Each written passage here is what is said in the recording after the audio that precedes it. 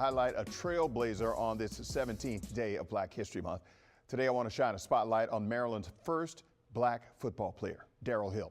I had a chance to talk with him about the impacts his career had on not just college football, but all of sports.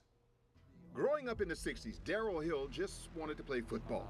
He never thought about breaking the color barrier in high school, but he did. I had gone to Gonzaga, and I was the first and only black on the team. He did it again at the Naval Academy. I was the first African American to play football for any military academy.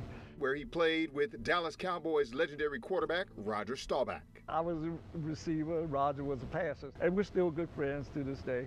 And even though I went to Dallas. Hill left the Naval Academy after one season. But in 1963, for the third time, Hill was once again the first. Maryland Terps assistant coach Lee Corso recruited him to play wide receiver.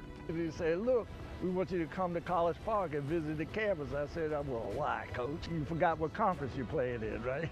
He said, well, that's just the point. The Board of Trustees in Maryland has decided that this segregated approach that the ACC has is not tenable.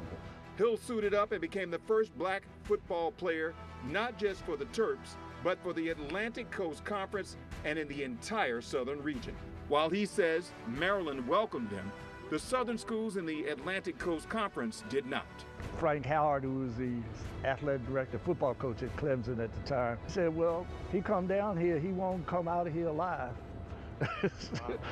So he said that on national television. Then there were some fans with the verbal abuse and the constant threats. Somebody called my dorm and said, if you go out on that field today, we're going to be in the dormitory with a high-powered rifle. And I'm out there to open the kickoff, and I'm looking up there and fumble. Really? And fumble. You did? But luckily, it hit my chest, hit the ground on the nose, and jumped right back in my arms. I ran out to the 50. Okay. Every time Maryland scored, they shoot this cannon off real loud, right? Wow.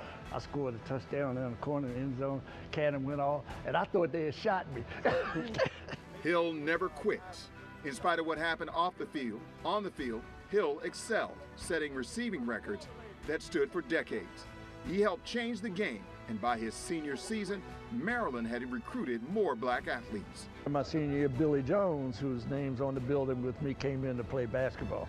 As he stands on Maryland's campus in front of the Jones Hill building bearing his name, he realizes now what he endured during the 60s was worth it. Well, I'd do it again in a heartbeat. In fact, even with all the conditions? Yeah, definitely. Somebody had to do it. Somebody had to do it. Yeah, he's a great human being, and once Clemson was an opponent at the time in the conference, and they threatened to leave the conference when Maryland said that he would play because he was the first black player. When they went to play Clemson, they wouldn't let his mother into the stadium because it was a whites-only stadium. They wouldn't let her in, so the athletic director from Clemson had to come down and escort her to the box so she could watch her son play, and he had an incredible game. His first year at Maryland, by the way, he had 43 catches and just a few short of a record, and like I said, he set many records while he was at Maryland. Trailblazer. Yeah, he overcame all of that and opened the doors to a lot of people. A couple of years later, he talked about Jones, Bill Jones being recruited.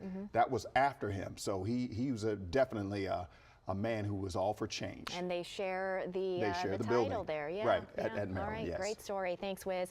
5:21 is our time. In just over a month, fans will be packing into Nats Park for